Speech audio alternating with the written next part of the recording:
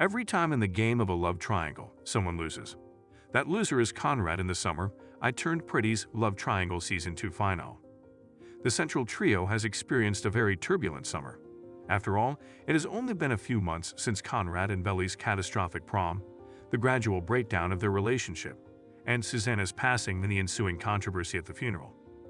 Belly acknowledges in Love Triangle that despite Conrad accusing her of kissing his brother to pique his jealousy, in that time she has grown romantically distant from him and became infatuated with Jeremiah.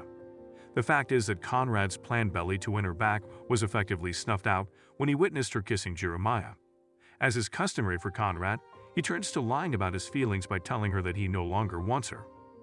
Conrad tells her all of this, but he doesn't make things simple for them.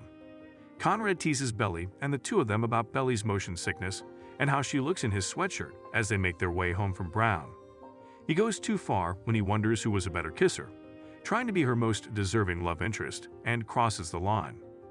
But in order for Belly and Jeremiah to continue their relationship, he demands that the two of them discuss the subject that has been avoided: Conrad's blatant, persistent feelings.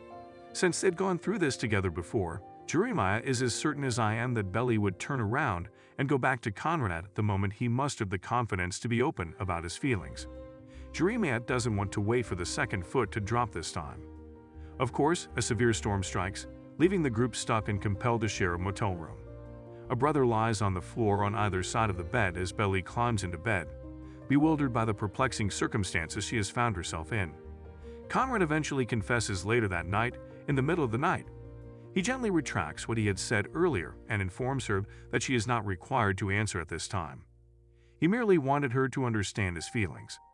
The following morning, Belly gets up early, presumably because it's difficult to go asleep after such a confession, but when she comes out of the bathroom, Jeremiah has vanished. She is instantly upset that he has abandoned ship, but he later reappears carrying breakfast. Before she can respond, he assures her that they won't repeat the situation from last summer, when he ghosted her, regardless of what choice she makes. This time, his primary concern is for her happiness. Instead of responding, she gives him a kiss while Beyonce's song EXO plays in the background. Belly speaks first and retracts everything he said the night before when he returns to the room to tell Conrad. It's plainly a defense mechanism, one that Susanna requested his mother to warn Belly about in a flashback, while the song Bigger Than the Whole Sky by Taylor Swift played in the background. When he claims that this ending seems different from their prior stops and starts, he tries to force the infinity necklace that symbolized their relationship into her hand. Belly's voiceover declares that she has expelled him from her heart as Exile. Another Taylor Swift song plays. Really? How much is this show's music budget? Conrad puts on a brave smile as Jeremiah enters the room, requesting to be friends and promising to meet them on July 4th before boarding a bus to return to the cousins' beach house. But once he's outside the door, he pauses and slides down the wall, fighting back tears and finally letting himself to experience his feelings. Our new favorite duo Steven and Taylor are experiencing some temporary difficulties as well. In the real world, Taylor is distant when Steven shows up with roses at a gathering, and her pals let slip that her ex-boyfriend Milo created a diss album about Steven. Steven sulks while listening to the songs that are aimed at him when Taylor cancels plans for the next night. Taylor finally reveals that she is afraid of how much she likes him as he drives to her house before she goes for volleyball camp, proving that he is unwilling to let up this simply. She struggles with vulnerability, especially because Steven is set to depart for college, but he reassures her of his love for her, and they make up. You better be telling the truth, or Season 3 will be problematic. Even Laurel enjoys a brief period of sunshine. She unwillingly accepts Cleveland's invitation to a writers' gathering in Brooklyn, since she fears she will be a little fish among the writers from the city. She strikes up a conversation with another group member right away, who confesses to being a fan of her writing, and she steps beyond of her comfort zone by reading a section from her memoir about Susanna. It's probably difficult to find the room given her Season 1 scene partner has passed away within the tale, but I would have loved to see more of Laurel's storyline this season.